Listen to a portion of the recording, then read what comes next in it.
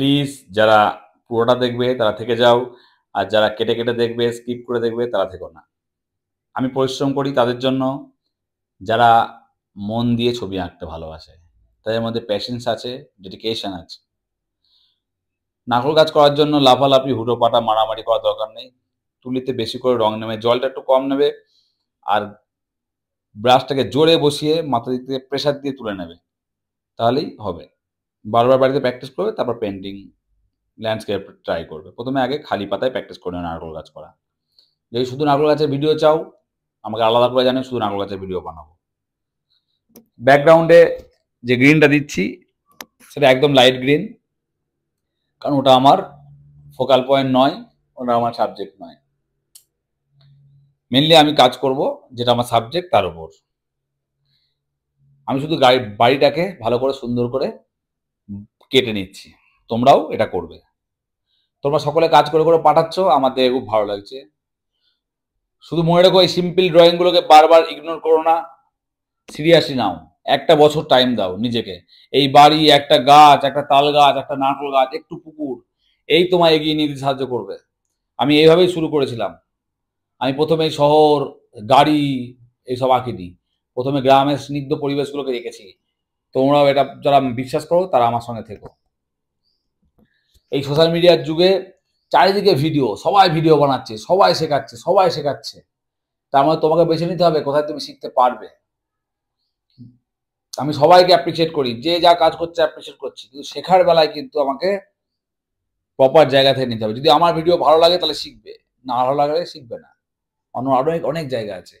আমি চেষ্টা করি সিম্পল ভাবে তোমাদের শেখানোর, যাতে তোমরা মন থেকে বুঝতে পারো, চোখ দিয়ে নয়। চোখ দিয়ে সবাই দেখে, মন দিয়ে দেখতে পারলেই তবেই ছবি আঁকা হয়। এখানে লেমনিয়ল ইউজ করলাম। অনেকে বলে আমার কথা বলা ছবি আঁকা, কেন কথা বলেন? আমার কথা না বললে, যাদের আমার কথা ভালো লাগে না তারা প্লিজ আমার ভিডিও দেখো না। আমি শুধুমাত্র সেই অডিয়েন্সগুলোর জন্য ভিডিও বানাই যারা আগেকার দিনের আর্ট কলেজ কনসেপ্টটাই বিশ্বাস করে, যেখানে বোঝানো হতো বেশি। ছবি আঁকার সঙ্গে সঙ্গে বোঝানো। এই যে ভিডিওটা তুমি বারবার কেটে কেটে আমাকে মিউট করেও দেখতে পাবে, কিন্তু যারা আমার কথা শুনতে ভালোবাসে, যারা চায় স্যার কি বললো, কি রং দিল, কিভাবে কি বলছে সেটা শুনবো, তাদের জন্য ভিডিওগুলো।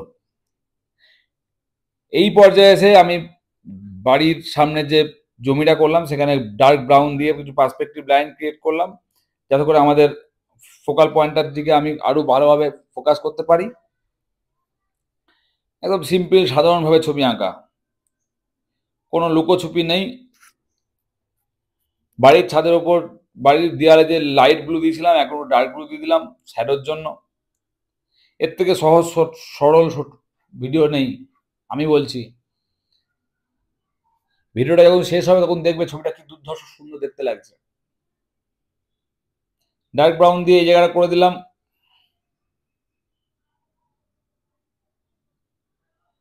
উইন্ডোটা করে দিলাম ওই একই কালার দিয়ে। ছাদের নিচের শ্যাডোটা দিলাম, দরজা করে দিলাম, একটা ছোট জানলা অ্যাড করলাম। হাতি ঘোড়া কিছু নেই, এক গাদা কালার দিও না, সিম্পল সাধারণভাবে করার চেষ্টা করো।